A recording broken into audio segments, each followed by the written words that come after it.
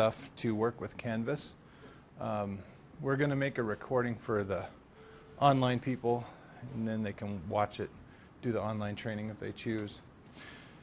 So one thing I want to do is I want to move through this fairly quickly. So if you have questions about stuff, unless it's something that you're just really not understanding or something we need to address immediately, we can do that. Otherwise, we'll have a half-an-hour Q&A after we're done. So this is pretty straight ahead. So let's look at our course design checklist. This is the first thing we look at. And then we'll work on the worksheet here in a minute. So basically, what we need to do is when we're going to plan out a course in Canvas, we need to identify our course objectives. Now, when we look at this course design checklist, notice we got 5 areas there. And all of them basically have to do with us meeting our course objectives and having those defined very well. Sometimes people, I think, get excited about a particular piece of technology and they kind of lose sight of what they're actually needing to teach the student in the class. So this is going to this checklist is going to help with that situation. So our first objective is our course objective. So what we're going to do is we're going to kind of do an activity together here. And we're going to pretend that we're teaching a culinary arts class. And our course objective, in this case, is going to be making a fajita. Oh, we're going to yeah. We did pizza last time. Pizza's level 3, fajitas are level 2, and level 1, that's the diet class, I guess. All right, so anyway, so we're gonna make a fajita. So that's our ultimate objective for this class, is for students to be able to make fajitas, okay? We chose this because it's a little easier for people to wrap their minds around than if I said, okay, we're going to make a fake class about digital audio recording. And we'd end up losing people. But we're in New Mexico, so most everybody knows a thing or two about fajitas. So anyway, now what we want to do, and now we've defined our course objective, is we want to brainstorm and we want to come up with some of our sub-objectives. And our sub-objectives are going to be the objectives that allow us to reach that final goal, which is to cook a fajita, okay? And so what I would like for you guys to do is take this level 2 worksheet right now and write down a couple objectives. So our course objective we've already defined, which is going to be to, I guess we would maybe say serve a fajita. That would be the better way to put it. And then, so now we need to define what are the objectives that get us there. So when we're going to cook a fajita, what do we need to do? We need to go buy ingredients, and we need to do, obviously we're going to have to cook it at some point. So those are the kind of things I want you to think about and just write a few down. Give you a minute here.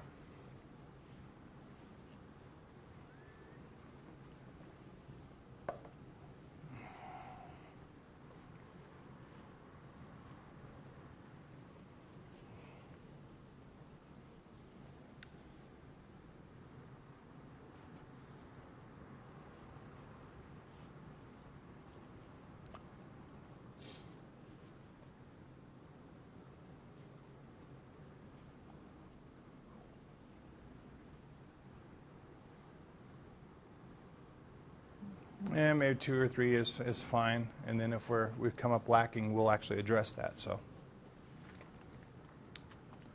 right. So let's look at the module section on our checklist.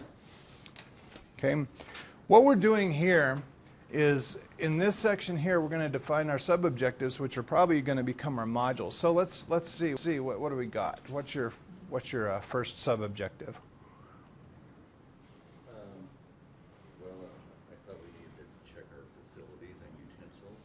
Okay. So make sure that our facilities and utensils, I'll probably repeat you guys a little bit so they can hear it in the microphone for the recording.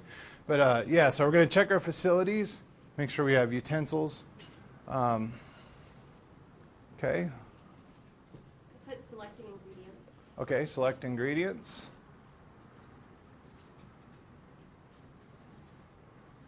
No one? I also had recipe. Sure. Recipe. Since there's only 2, you're getting picked on a lot here. So. I put preparing the vegetables, like cooking the vegetables. Okay.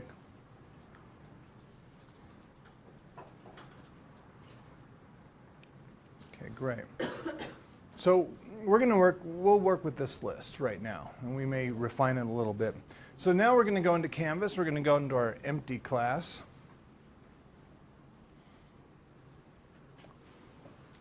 And we're going to go to our modules.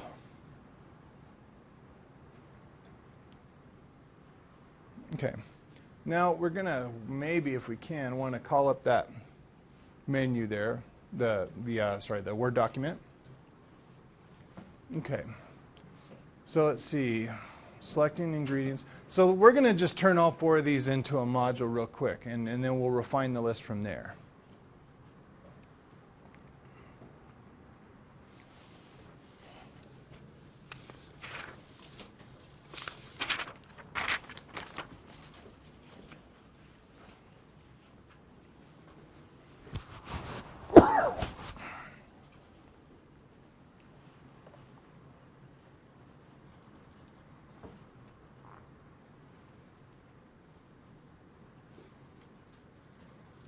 So all we're doing to build the modules, as you can see, is just click on Create Module and then just put the name in there. We can refine it from then. It looks really narrow because Sam's got both things up on a very tiny monitor. So, okay. So that looks like our sub-objective. So what we're doing is we're coming up with our sub-objectives. Our course objective we've defined as being serving a fajita.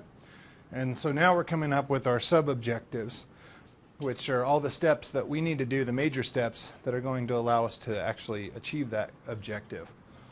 Excuse me. Okay, so let's look at our modules.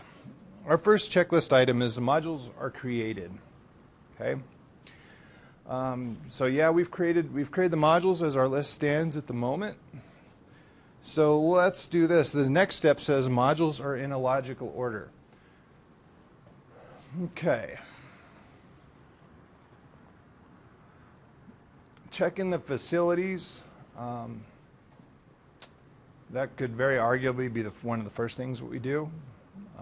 It also could be one of the latter things that we do, just because of the fact that this is a course. So maybe we want to actually add those kind of things that actually deal with serving them toward the end. So let's go ahead and move that to the end for right now. Okay, next one. Preparing cooking vegetables. Okay, that's good. Gather recipes and select ingredients. Probably gather recipes can go first. Okay, and that looks pretty good right there. So let's look really quick. Is there a module maybe that we're missing now that we're seeing our list as we brainstormed it?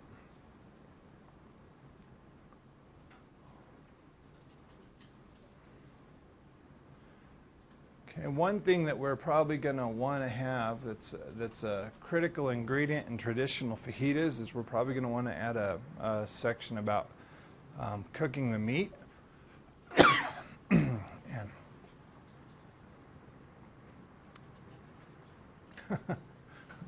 Very literal. Okay. Now here's something to consider. Let's look at these module objectives real quick. Okay. When we look at our objectives and our modules, one thing we might consider doing is consolidating some of our modules. Okay? So what 2 items up there might be best to be in a consolidated module? Exactly. So what we might want to do is, I would recommend that we take and do cooking as one module, but then we'll do prep as one module. Because prep and cooking are a little different. So.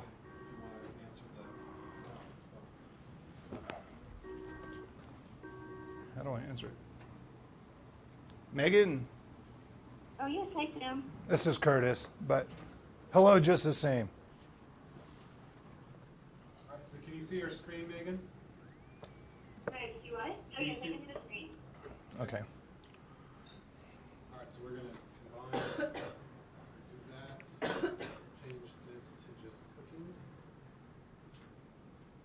So Megan, what we're doing, just to bring you up to speed really quick, is we're going through a course design checklist. And basically what we've done at this point is we've gone and defined what our overall course objective is, which in this case is going to be a culinary arts class. Our main objective is serving the fajita. And then we sat down, and on our worksheet we brainstormed some ideas on what sub-objectives allow us to achieve our final objective.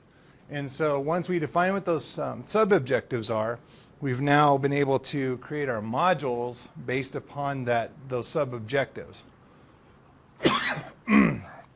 Wow. Okay, so now the third item in our modules list, if we look down there, is modules support overall course objectives. So gathering recipes, selecting ingredients, preparing, cooking, and serving. Are there any other items up there that we think go into fajita preparation?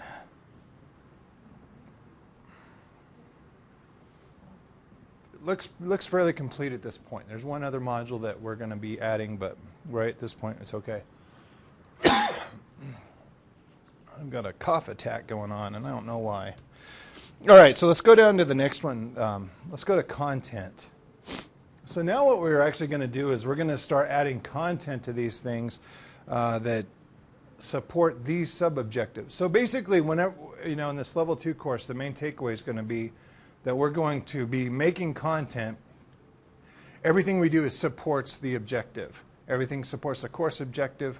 The sub-objectives support that course objective. And then the content that we put in our modules, which are our sub-objectives, that content is going to support that sub-objective. So essentially, everything in our course is kind of mutually supporting here. So the first thing, with similar links on the page, what I actually want to do is let's go ahead and start working on a skeleton here for our class. So this is one of the things that we can do if we're developing a new class that allows us to build it very rapidly. And what we're going to do is we're going to add stuff. So on gather recipes, we're going to add content. We're going to add a content page, and we're going to make a new page. Okay, and this page we'll call, let's see, let's call it steak fajitas. Okay, we'll add that item. Let's see, we'll add another one there. Do vegetarian fajitas, content page, just like that. And let's see.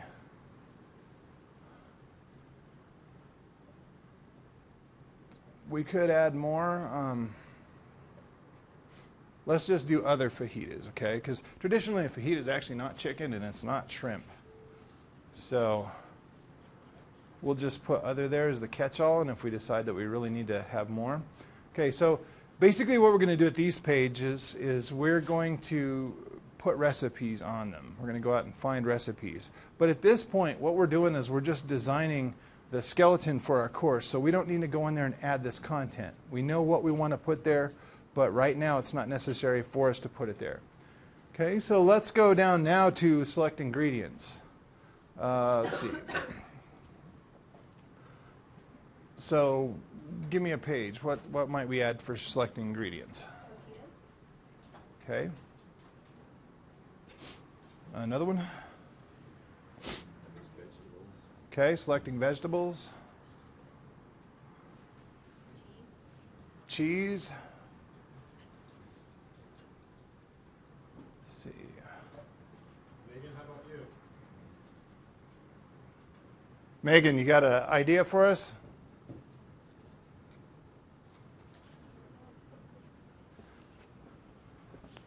Megan, do you have any pages that you'd like to add? Sorry, go ahead. Oh, I'm just looking at it. I have my kids here too, so I've been trying to be quiet and put it on mute. Vegetables, cheese, meat. Do you have meat on there? Not yet. No, so.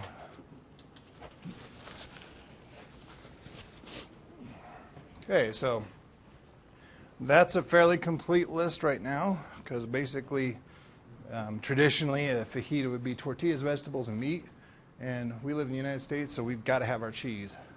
The other thing we might add to is other ingredients, like, a lot of times you'll see sour cream, guacamole, and other stuff, salsas. So we'll just put a catch-all up there. Okay. Guacamole. Of course. All right. So now let's go ahead and move down to preparing. What are some of the things that we're going to want to do to prepare them? Okay, one of them, let's see, let's go around the room. Sauteing the vegetables. Okay, excellent.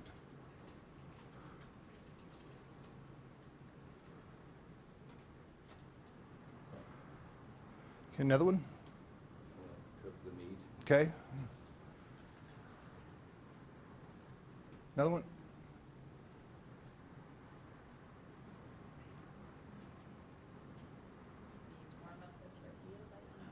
Okay. So yeah, we could, let's see, let's put, yeah, we could put prepping the tortillas on there because I can get pretty involved sometimes. Megan, do you have another one? Shredding the cheese, or what else? Or just one of those, chopping the vegetables.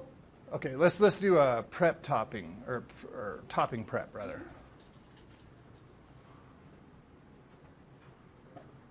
Okay, so that's a pretty good list there. Okay, now for cooking. So probably what we're going to want to do is, since we've got cook the meat and we have a module for cooking, we may want to take that one. Let's go ahead and put that under cooking module. But now, since it is a whole module, let's explore a few different methods of cooking. So I would say grilling would be one.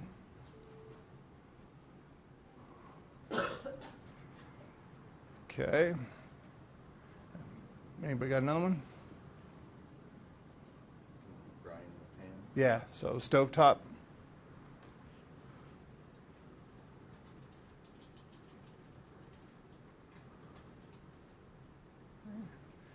And microwave's heresy, so we're not going to say that.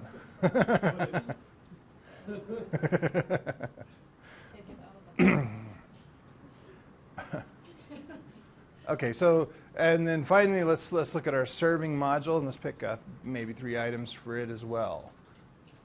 So plating. Let's see.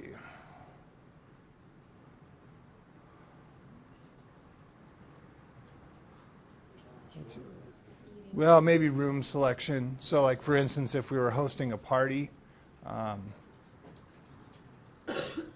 maybe do a hosting technique.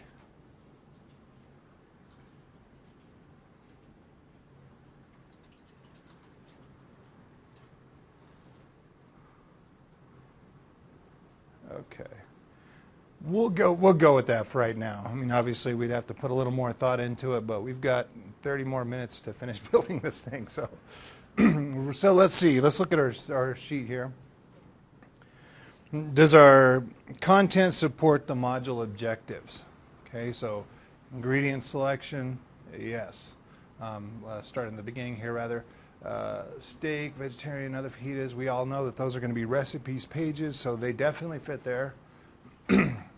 See, preparing, sauteing the vegetables. You might want to put one more E on that, saute. But, okay. So we saute our vegetables, prep tortillas, and topping prep. Those work. Cooking the meat. Okay, since we're... Wait. Expand cooking. Since we're talking about grilling and frying, and both of those things would actually be cooking, let's go ahead and get rid of that page because of the fact that we are addressing yeah. So we're going to can that one.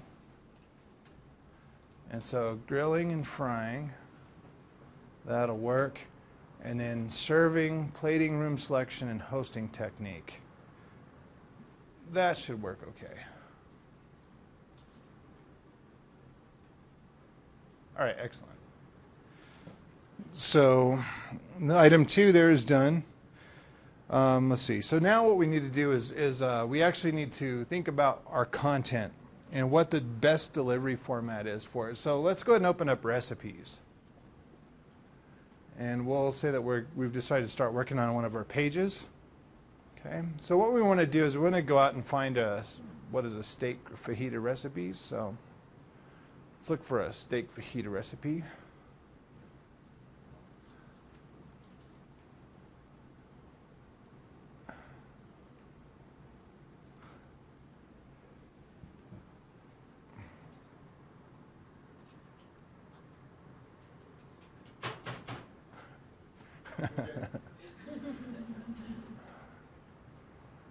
There we go.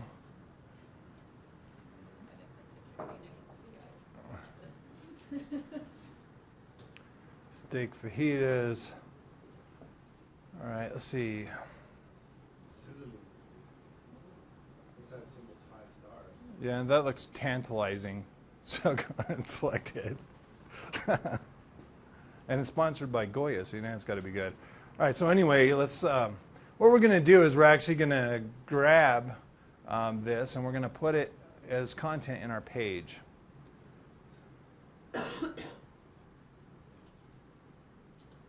So one trick whenever we want to grab a content item from a website is to actually click print and then select and copy everything that it has in the print preview window. Okay? What that does is it gives it to us generally free of advertisements and all kinds of other junk and discussions and everything else that we don't want to have. It just kind of gives us the meat, no pun intended, of the website. So you can just highlight it in the print preview window? Yeah, just like Sam did. Yeah, highlight, copy, and then we paste it into Canvas. Okay, so let's have a look at it real quick. Let's go ahead and save our changes and see without all the borders and stuff on what it looks like. Okay. Now, here's the thing we have to consider. This is what we're used to seeing, you know, for the last however long, you know, print recipes, text recipes. But because of devices like iPads and phones and stuff like that, some people actually prefer to get their recipes via video. So what let's do is let's go out to YouTube. So let's go ahead and edit this page real quick. And we're going to use Canvas's tool to search for a YouTube video on fajita recipes.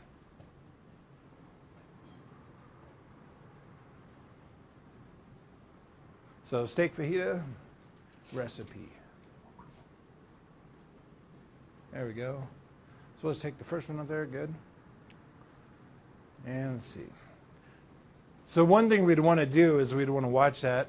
Go ahead and punch enter one time or save it. There we go. So you clicked on the little stack of books? Yeah, that's the public collection area for Canvas. It's not just YouTube, but all the video sites that have content that you can embed into Canvas. So for the people online, that little collection that we click on has a bunch of different items in it that we're able to put into Canvas, and YouTube being one of them, the public collections.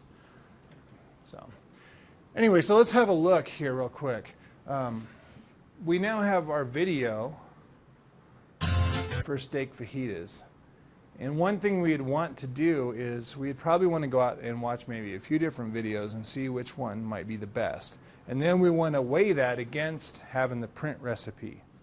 Now, in this case, I would say there's one thing that we could probably do that would be one better. The best thing we could probably do is find a video that also includes the print recipe for that video. That way we can generate a shopping list or whatever like that. And sometimes, you know, on the recipe sites they'll actually have videos, but we got to be kind of careful because it may or may not be a video we can actually embed into Canvas. So we're a lot better off if we can find a YouTube video and then a recipe that supports it. So sometimes it just goes directly to YouTube. Yeah, let's show you another method actually of being able to import those videos. Okay, the public collections is great, especially when you're looking for a video that you already know what the content of it is. But sometimes, like in this case, we don't know exactly, and we know what we want the video to show, but we don't know exactly which video is going to show what we want our students to see. So what we can do is we can come in and we could click on, just do a normal YouTube search, and let's go ahead and click that first one. And it looks What's like we do up have for a a buck? recipe in. Boom. Like Wendy's? More or less. Okay, more. So go ahead and Or pause less. it. And we'll pretend that we absolutely Get more love this video. delicious It's for the your best dollar. one we've ever seen. It does everything, meets all our course objectives. What we can do is we could actually copy that link up there. And then if we go to our page, let's go ahead and delete that video out.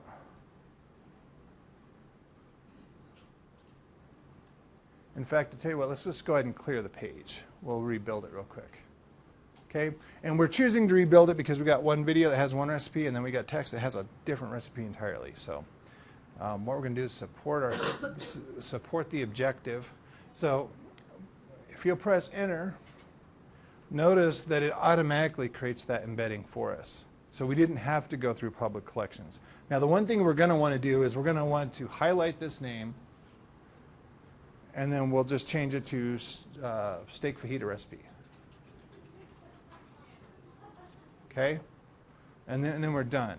The nice thing, again, the advantage of that is that we're able to go to YouTube, watch the video first, and then grab the video that we like and take it over, rather than having to go through the public collections tool. Okay, now that's actually the recipe for that very same thing. Is there a text version? Yeah, so right there.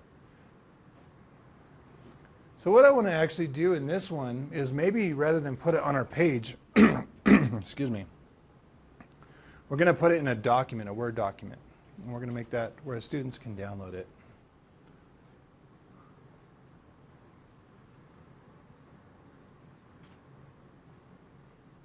So let's save that, maybe give it a title.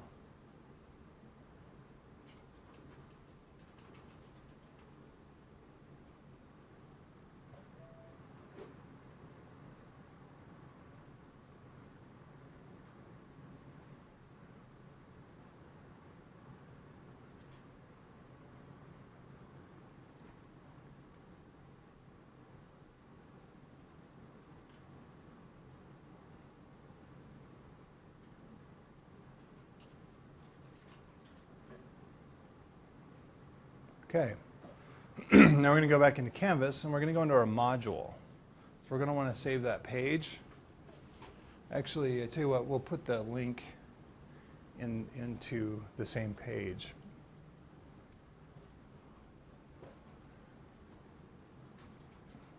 Okay. First thing we're going to want to do probably is upload the file. So if we go over to our files area and we do upload new file, we're going to choose this one that we just created with the steak fajita recipe. Upload it. Okay, and there we have it. So let's highlight it and let's show how to make the link. So we highlight that, and then we could come over here and we could click steak fajitas recipe in our uploads area, and there we go. So now they can print off the written recipe that goes with the video. Okay, and then we're not giving them a page that's overwhelming because it's got a wall of text and stuff on it. Even though it is a recipe and pertinent, this is a lot cleaner. Okay, and right now that document's probably converted, yeah, like it says, and so we're not going to be able to see it for a few minutes. So anyway, let's go ahead and we'll continue on. So right now I would say that the content that's within this is probably, looking at our page here, is in the best available delivery format.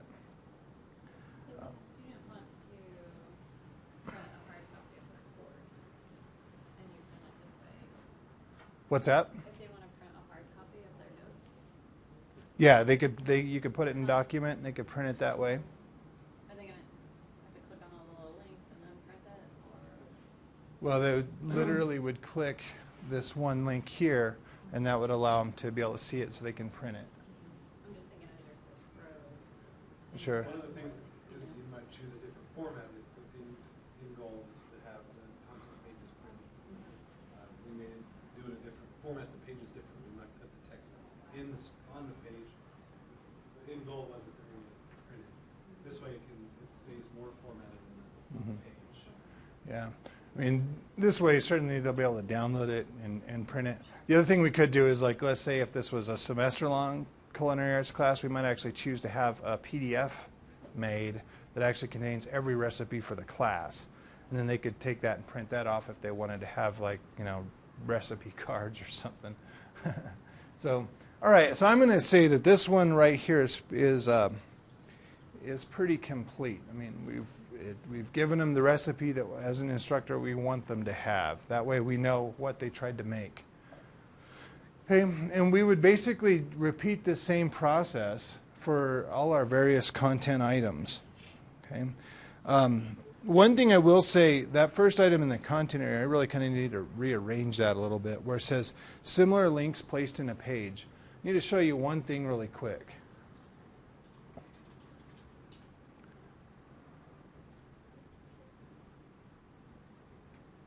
Okay, so Sam's going to grab a link for us. Okay, what we're going to do is actually, what I want to do is go make a link in a module, HTML link. So we're going to go to the modules, and then we're going to add content. And then if you'll notice here, we actually have an external URL that we can use. I'm highly recommending that you don't use that. And the reason why, and we're about to show you why, is because sometimes it doesn't work. Basically, what this does is it tries to open up an external web page inside a Canvas. That should work okay, except there's a lot of websites out there that block content embedding. And so this one, in this case, Simply Recipes, blocks content embedding. So this is what the students will see, a giant blank page. Okay? So if we take this same link and we paste it inside of a page in our module, just like, well, let's see, yeah. Sam will put it there. So this is going to be the exact same link.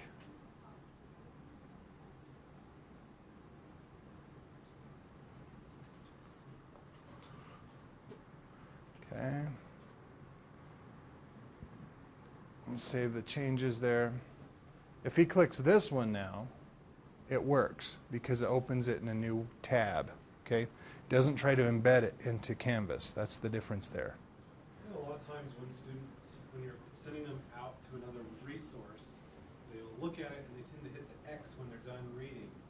And if it's embedded inside Canvas, they hit the X, they close their browser window, and then have to log back into Canvas, and they're upset with you for always making them have to log in and out.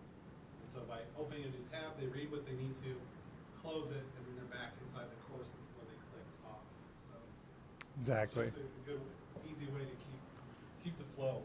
And I just want to be clear, you're copying the link, and then I see you immediately retyping over it to label it something. And I can do it this way too. That's more user friendly. Yeah. So I And could so have done it just this. remembers the link. Yep. So if I did that, I could then go the opposite way. Select the text I want, and then I click this hyperlink, Okay. and then paste it.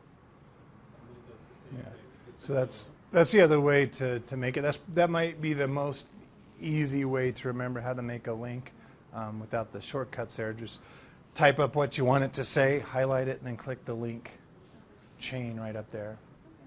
Okay. So that's what we're talking about when we say similar links placed on a page. Because the other thing that can happen too, if we go to our modules, let's have a look.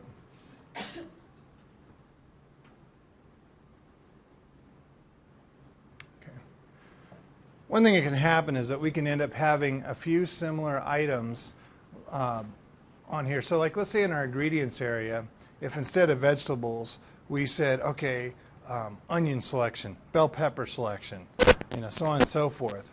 Those items, say there are links out there to videos that we found that show people, there actually are videos out there that show people how this is how you choose a bell pepper. Okay. Those might be best placed on the same page together, okay? Because they're pretty small chunks of information to digest. And the other thing we want to try to avoid is we want to try to avoid our modules becoming overinflated, because when a student sees that, they may get overwhelmed with that. And Sam had a really good example yesterday of an instructor who had that exact situation. They had a whole bunch of stuff in a module, and what they did was they took some of that content and they just placed it inside of a page with links. And then next thing you know, the students are very happy that now they don't have to do as much work. Nothing changed. It's just the way that they see it. So. So it went from 8 items in a module down to 1, with the same assignments all on one page. Psychologically, they felt like, oh, it's more manageable, is what they told the instructors. So pull your students, create a page, and add everything you want them to do that week on one page. Okay. So one thing I want to do here real quick is we're going to actually include cheese in our other ingredients and toppings. Okay, this is kind of following along with similar links placed in a page. So let's go ahead and delete that one out there, and then we'll pick it up, or we would pick it up. We're not going to build it today, but we would pick it up right here in the other ingredients area. So are there any questions about content before we move on? Okay, it's pretty cut and dry. All right. Now we're going to do assessments. So what we want to do is we want to come up with different ways to assess, are they learning this objective here?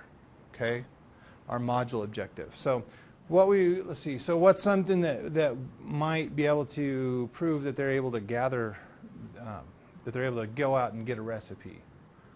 What kind of an assessment can we use for that?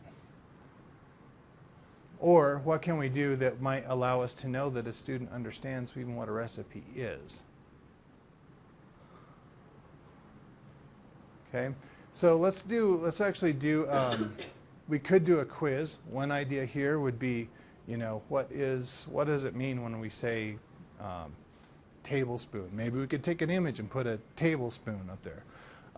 And my own story, my wife, she had no idea what a tablespoon or teaspoon was. English isn't her first language. So she was really, really confused about, what is this, what is that? And there's other people, if they're taking a culinary arts class, especially a fajitas class, this is a relatively simple subject. So we actually might put some things in there like, what do these measurements mean? How much do you go get? And so on and so forth. The other thing you could do is have an assignment where they submit their recipe for what they're going to use for the class. They go out and find so maybe they'll go out and find a recipe. So perhaps that's what we'll do. We'll do this similar to what people thought of, or what people call Dropboxes and Angel. So we're going to name the assignment, submit your recipe, and really the mechanics of this is in level 3. So. Yeah. So basically what our intent is here, so in the second level, mostly we're worried about our intent on stuff. We're not really building it yet. That's what we're going to learn in level 3. So right now my intent is for them to submit a recipe to me, and then I'll check it out and make sure that it's decent, not a microwave fajita, stuff like that. So, all right. So let's look, select ingredients. So maybe we'd do a quiz, perhaps. We could end up having a quiz that had different types of vegetables and images, and they had to pick which is the freshest looking one. Yeah, how do you, or even questions too, how do you know when a bell pepper's overripe, or what is the advantage of using a white onion instead of a yellow onion? Okay, so anyway, and then see, preparing, we're also going to want to do that. So the one thing I want to do real quick is I'm kind of working off of our item 3 here under assessments without verbalizing it. The assessments need to have variety, okay? So right now we're doing a discussion, so this would be, say, a graded discussion that we'd want. We could attach a rubric to it, and we'd want to give plenty of instructions there. Okay, let's see. So let's say that this cooking one would actually be an in-class where they would actually, they're actually going to bring their fajitas in, and we're going to check them out and try them.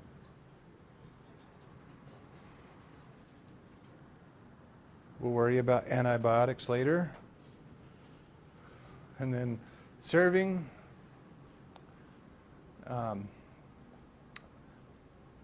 Yeah, so we may choose to move that one there. The assessment may be combined for these 2 modules too. Mm-hmm. Because they're going to cook it and then bring it into class, cooking and serving, it could be combined into one module. Right.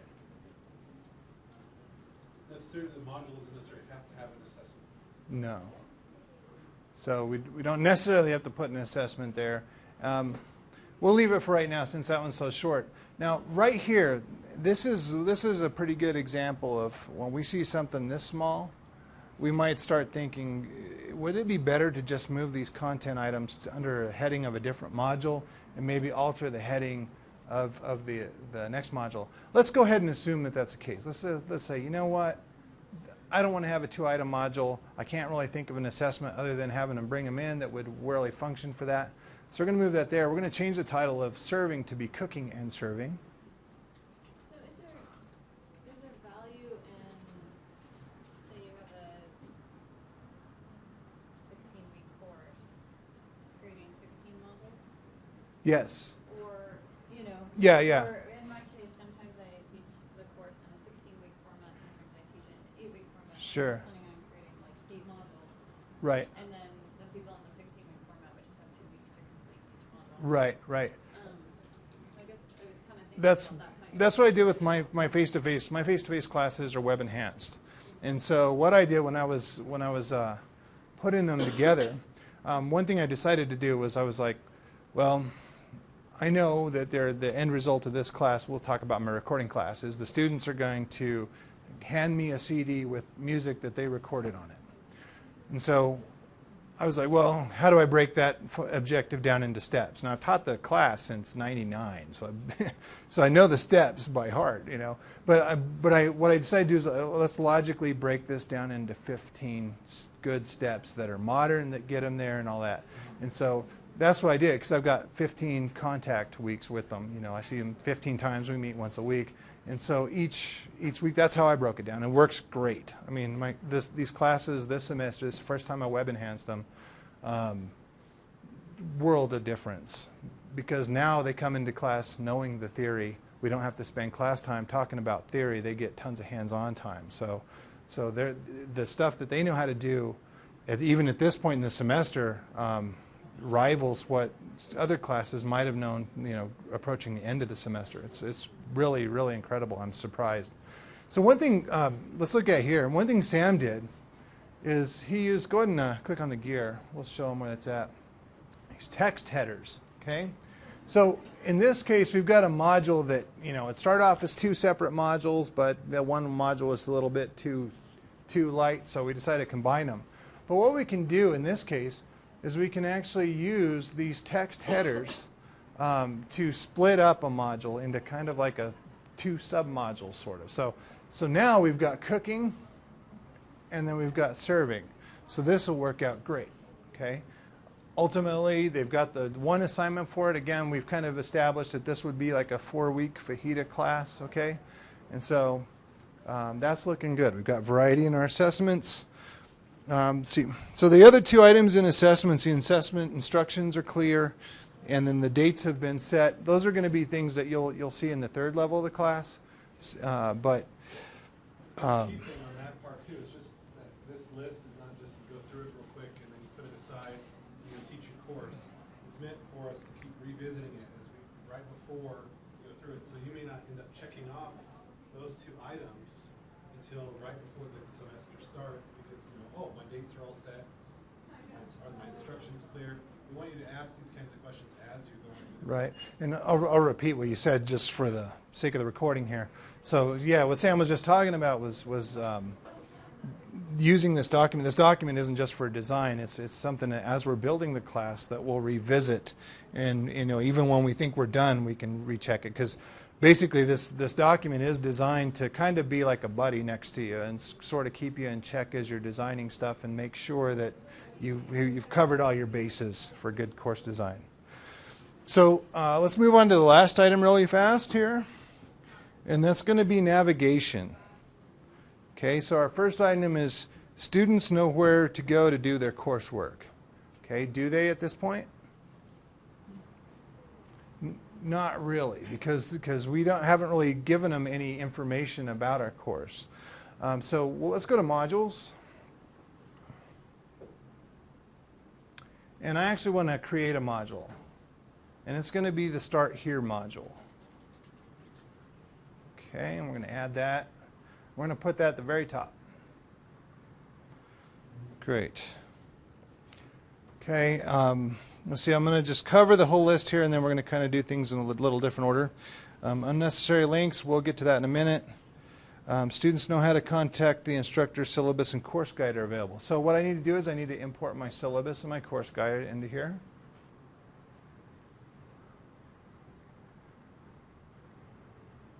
And we'll just say that I've got it on a page.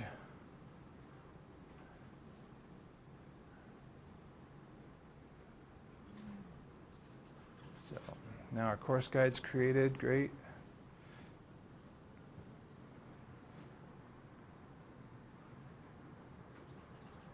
How to contact your instructor.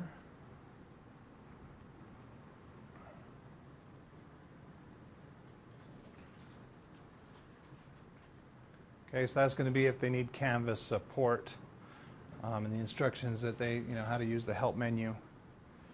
Okay, and that is fairly complete there. Now, the next thing we want to do that kind of goes along with that first item in navigation is we're going to go to the home page. And we're going to set our home page up. Okay. Now, what I like to do in my face-to-face classes is I like to just send them directly to the modules. Okay. So I'm going to change the home page layout. Click that button there, and now we're going to just do course modules. Now, if you look at those other options really quick, we could do the recent activity dashboard, a page I'll design myself. That one's also pretty useful too. In some of the training classes I built, I have the page I'll design myself, and then it gives links to the modules area from there. Okay, but in this case, we're just going to use the modules. I'm going to update the layout. Okay, and let's see here. Now I'm going to go ahead and look through it and see, are there any unnecessary links I have? Okay, so my recipes, my ingredient selection looks pretty good. So I just want to clarify what you're saying. Okay. Because I know in some of the past trainings, Dan was showing just a variety of different options. So you were showing like you could put a picture of yourself and a little bio. Yeah. And what they're all different options. But Mm-hmm. what you're suggesting is put it under start here, and then it would go So, to, you could put your bio and, and then. yeah. click on it. Yeah, exactly. So if the student wants to find out more information about you, you could put a bio page on the start here. Okay. So, for example, in my biology class, I have a page that I designed myself and it said, how to get started, go to modules. Right. Or I could do exactly what Curtis has done and just go straight to modules. And so, And I know you were talking about updating your homepage then after Yeah. the first week and that sort of thing, but you wouldn't have to do that if you didn't start. Okay, so one quick look to see. So our unnecessary links have been removed. Okay, so our unnecessary module items, we don't have any. Looking pretty good there. One other thing we would do in this navigation, we'd actually be looking through our pages and stuff like that too, just to make sure there's not extra junk there. Okay. Now the other thing we want to do is we want to adjust our navigation on the side there. So let's click on the settings. And let's go to navigation. Okay, this is where we can drag those items out of here and hide stuff from the students that we don't need them to see. So we're going to can everything except for modules, grades, and attendance. And in fact, actually, let's just do modules and attendance. Everything else can go away. And I'll explain why I do that in a minute. Okay. And then we go down and click Save. We'll go back. So now notice on the side here, it's all grayed out. Okay. Some people think this is almost controversial. It's like, well, why wouldn't I want my assignments tab up there? Okay. Everything the student needs to see is contained in my modules. Everything they need to do to complete this class is right here for them. Even better than that, I've put it in pretty much a chronological order. I can enforce the chronological order too if I want to put prerequisites and stuff, prerequisites and requirements in my module. I can make them do it in a particular order. But I'm not really going to worry about doing that per se. But anyway, My modules contain everything. All my assignments are here. Every page I want them to see is here. Go ahead and click on the assignments button there. Now this one isn't too hard to deal with because there's only 2 items there. But let's say if I brought something over from Angel, for instance, where I used to use this exam 3 semesters ago. That was just in the course. All that stuff is going to show up in here. And if you're a student, it might be really, really confusing to them as what they're supposed to do. So there's no reason to show them the assignments area. They can click on the assignment in the module and get it in the order I wanted them to get it in. Okay? It just so happened that in this case, assignments are in the order that we want them to do it in, but depending on how you add your courses and how you build up your modules, they may not be in the order. If you have a weighted grade book, you may have different categories other than just one. So you have exams, final exam, and it'll be in whatever order you want it to be in the grade book, but that may not be the right order for the class. Whereas modules now is in the right order with all the due dates and exactly the path we want the students to take. Yeah, so for our online folks, basically what Sam said was just that if we had something, a lot of assignments, they may be out of order completely, so the students are going to be a little bit confused as to which ones they should do in what order. Okay, and the same thing goes for all those other tabs. I mean, the pages, that's just access to the pages in no particular order. It's just like a collection of web pages. So I'm really green. That's okay. So the things in black are the things that the students are seeing. Yeah, those items in black. Gray are the Yeah. things that you can see, but the student is hidden from the student. Exactly, yeah. So I can go into my files and add things through my files area and do file management, but the students can't go into my files area and download stuff that I have in there. And so the more stuff that we hide, the better off we are from a design standpoint. Because think about a maze, okay? If we give them assignments, quizzes, discussions, all these different places that they can go to get this stuff, it's like having a maze that has, like, say, 4 or 5 different starting points. So when they have a problem and they're trying to describe to us how they got to where they're at, it's going to be a little more difficult to retrace their steps. Now, by only having modules available, I know exactly where they want to click on that link. I know exactly what they're talking about when they say, yeah, I clicked on the steak fajitas thing and the video didn't show up. I know where they went to see that. I know how it was given to them, all that other stuff. So. Sam, do you mind showing that again? How did you switch stuff from being visible to the students and not being visible? Okay, so to show, yeah, change our navigation settings. Go to Settings, Navigation tab there. Then we just drag it. Now, if we made a mistake, we want to put something back up in there, we can put our announcements back up in there. We can also rearrange the order of those things up there. One thing we can't get rid of is we can't get rid of the home. The home stays where it's at, and it stays in the position it's at. So there's nothing we can do about that. But you set up your home where it automatically gets Exactly. I mean, it's kind of one of those, yeah, it's just a redundant button, really. They click on modules, and they click on home, and they're in the same place. So, all right. Let's see. I think that pretty well covers it. Okay, so basically what we do is we just, this is all about objectives. Define your objectives from the biggest objective, sub-objectives, and then put content and assessments in there that are varied and that support those sub-objectives, and then you're golden. Your whole class will support itself. All the information the students are getting will be good to go. So now we'll go ahead and stop the recording now. If you're online and you have any questions, you can contact me through email. And